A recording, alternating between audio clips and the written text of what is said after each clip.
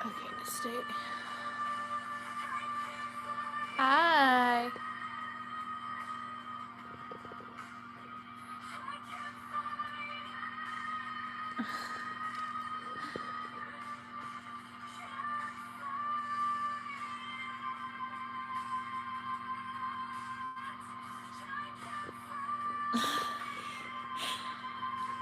I love how interactive you guys are with each other.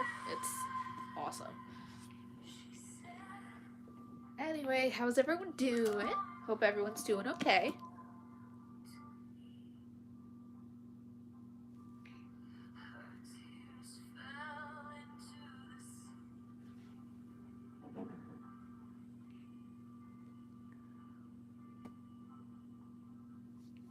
Ow, that's still hot. That hurt.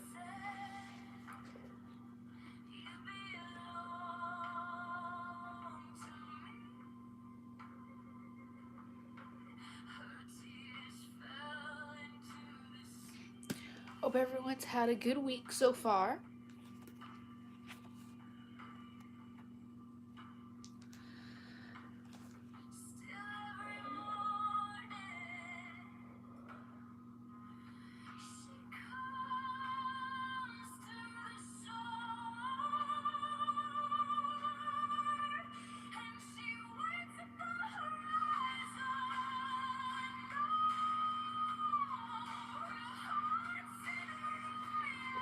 Anyway, I think we can get started.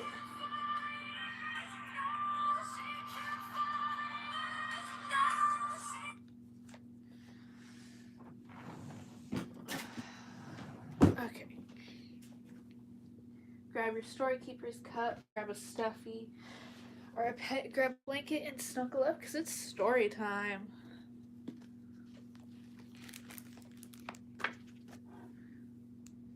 And the cats are already starting to chirp. Sunday, 5:08 p.m. The front door of the apartment is across the room. I'll have to get past Talon to reach it. Again, I have no idea if that's how you correctly say the name, but we're going with it. Hi, welcome in. What's this page? My page is escapism completely. Sometimes we shift from fantasy into like paranormal. Yeah, my entire channel is just stories. Sometimes I read other people's stories, but mostly my channel is focused on my stories.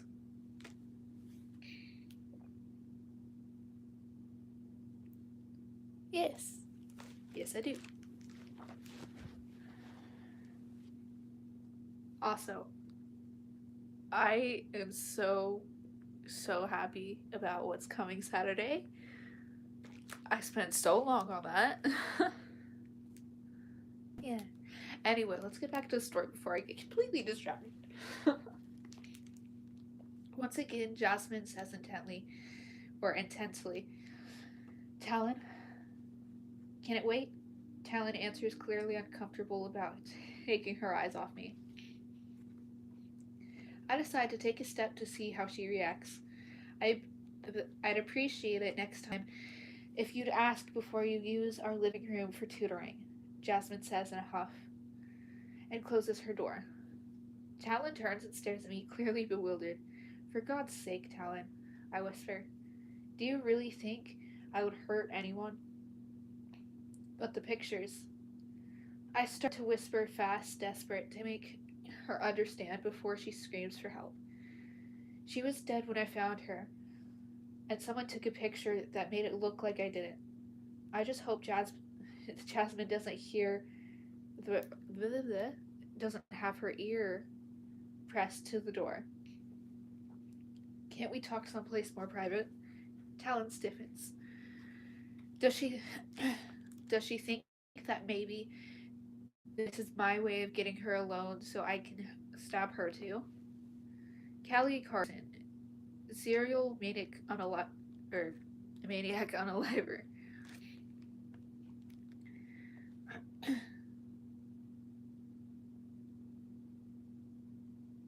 Sorry, I got a random thought.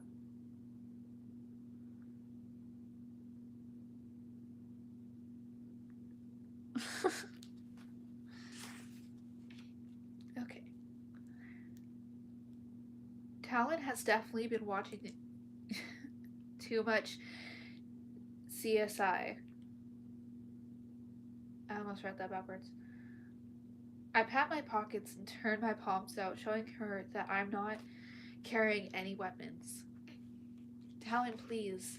This is serious. I'm desperate. You have to listen.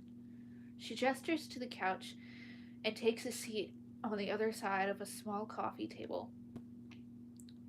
If you didn't do it, why not just go to the police and tell them what happened? You saw the picture. Everyone thinks I did it. I mean, come on. You think I did it too.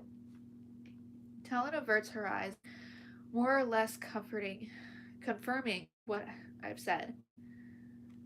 There was something on the news this morning about how it might have been. I can't think of a word to replace this, but I can't say this actual word on here. So I'm gonna say intimate. She says in a low voice. If that's the case, why would they be looking for you? I don't know, I said. There are a lot of things about this that don't make sense. Talon studies me. Why did you come here?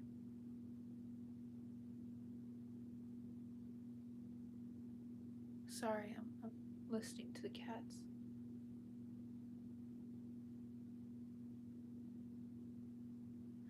Anyway,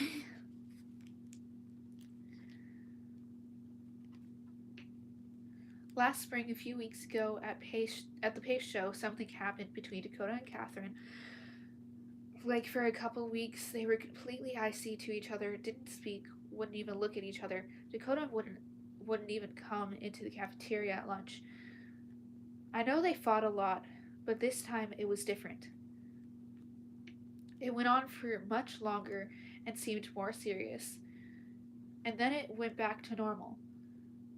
I came here to see if you knew what happened. Talon's eyebrows raised. I was worried that she wouldn't even know what I was talking about, but her reaction tells me she knows exactly. Why do you want to know? Why do you want to know about that? I have to answer carefully.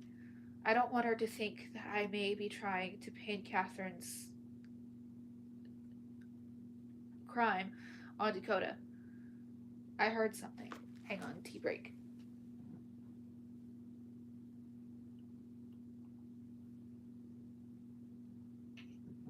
Oh.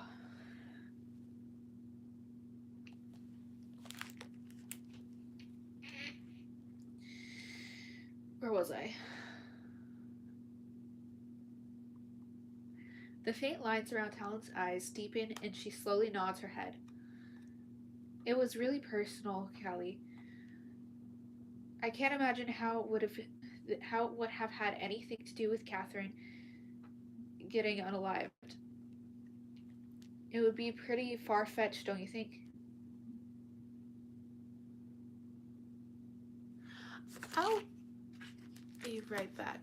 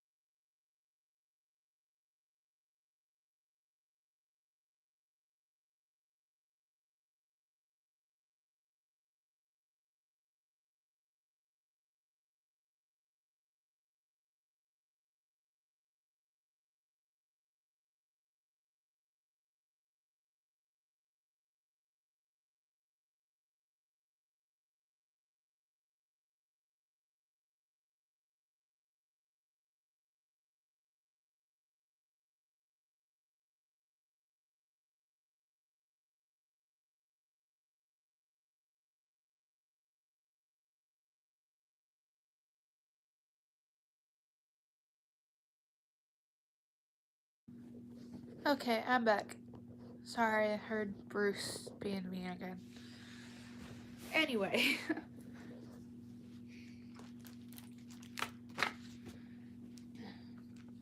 I have no idea what she's talking about, but I have to pretend. It may be far fetched, but put yourself in my place. Right now, it's all I've got going on. It may be a.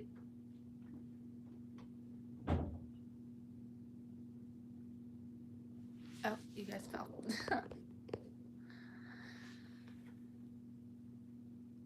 It may be a dead end, or maybe it will lead to something else. Talon purses her lips as if she's not sure what to do. I wonder why she doesn't just tell me to go ask Dakota about it, but clearly something is making her hesitate. Listen, Kelly, I understand that this is incredibly serious for you, but there's a reason people confide in me. But the reason people confide in me is because they trust me. I can't go revealing intimate details about someone's life just because you think there's a slim chance it might be pertinent. It might pertain to your situation. I'm really sorry, but frankly, I can't see how these two things could be connected. I mean, we both know what you're implying. Do you really think Dakota is capable of something like that? It's hard for me not to jump up and gasp, yes, but I can't be. But I can't, because I have no idea what Talon's talking about. What intimate details? I know. I reply, trying to sound like I'm.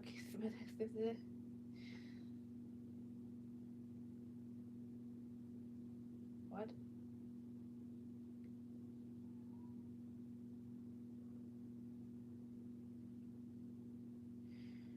Okay, I don't know this word, so I'm gonna replace it with compromising.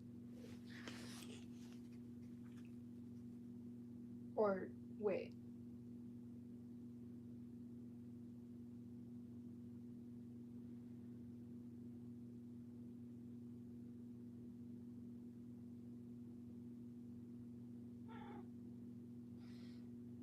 Yeah, no, not, that's not the right word. Hang on, I'm trying to find the right word for this. Because I don't know the actual word.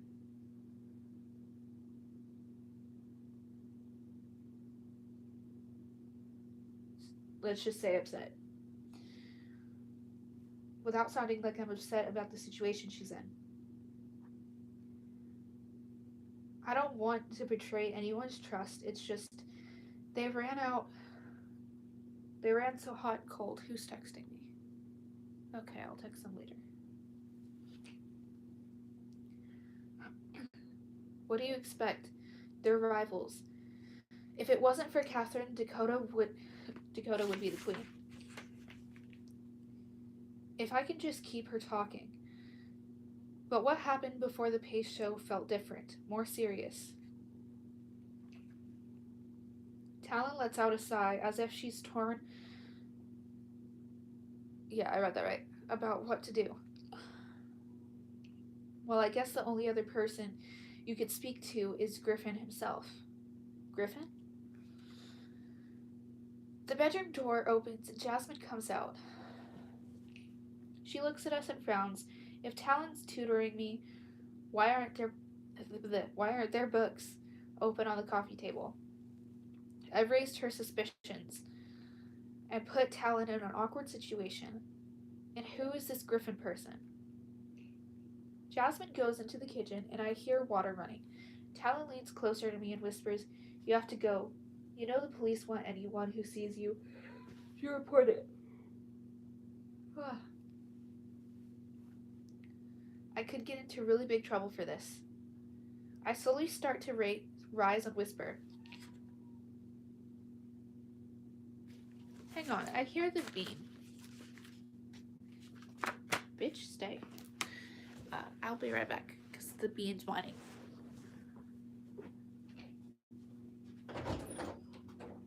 Hey, baby. Oh, honey.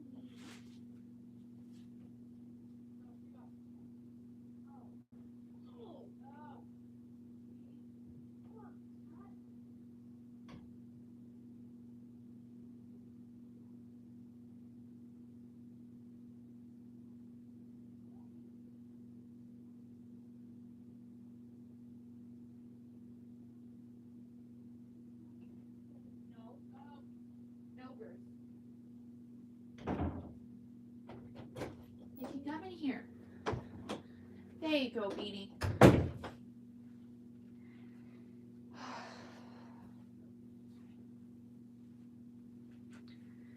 Okay, I'm back. Hi, welcome in.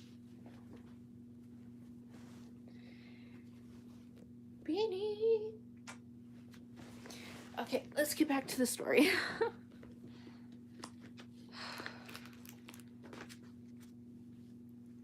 Where was I? I love you, but stay on my face, please. Where was I?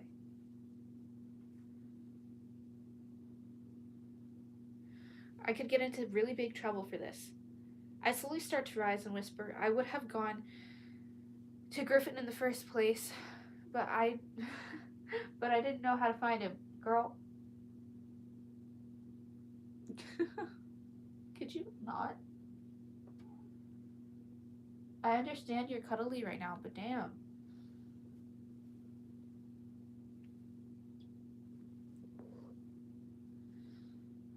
I'm sure he's on Facebook, Talon whispers back. I want to cross the living room. I can feel Jasmine's eyes on me. We get to the door, but instead of going through it, I hesitate and say, I would have tried Facebook, but I forgot his last name. Selman, Talon whispers urgently, as if she wants me to leave now. Okay, why are you sticking to this? Right, thanks. I go out the door and down the steps as fast as I can without appearing to run. Her's making biscuits now. Oh, you guys keep following. There we go.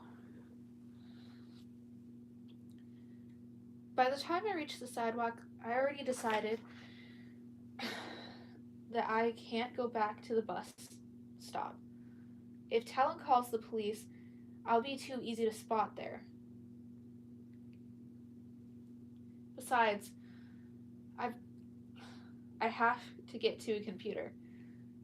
FCC has a library, so I head towards campus. Fortunately, it's Saturday and not many people are around.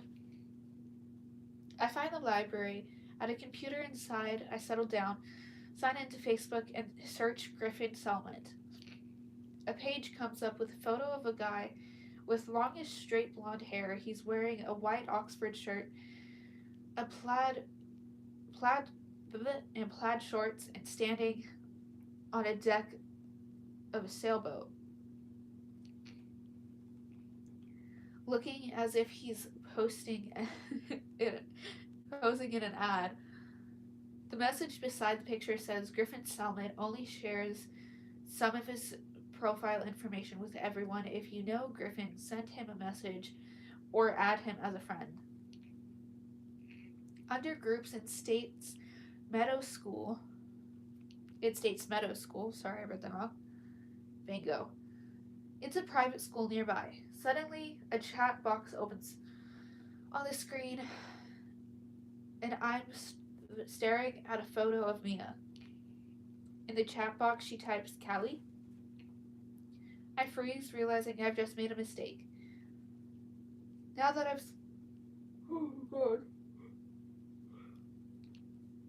signed on, every Facebook friend I have who is online right now knows it.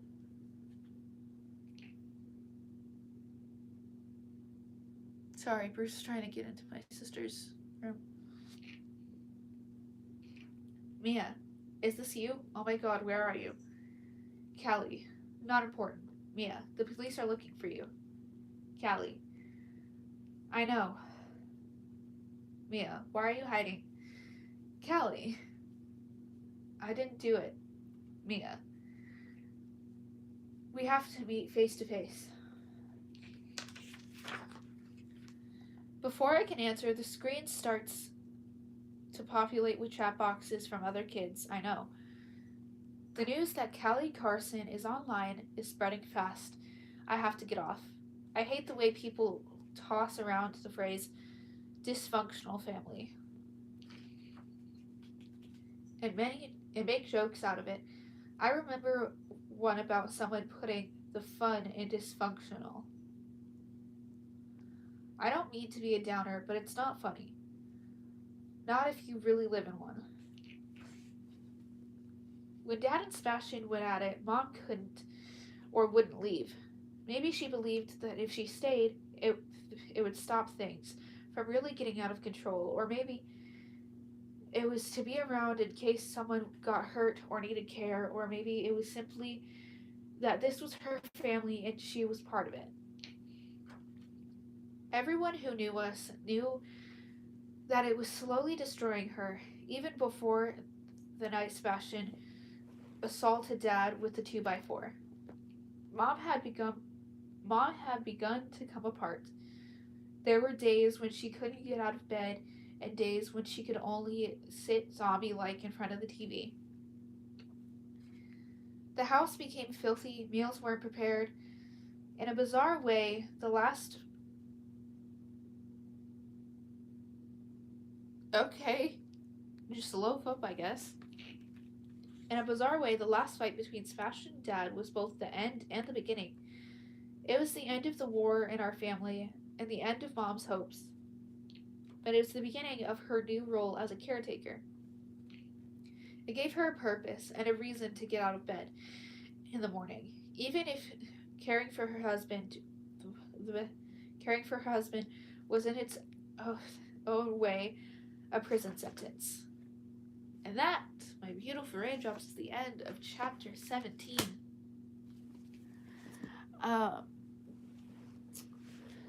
I love how fast we're flying through this. Please see. I can't talk.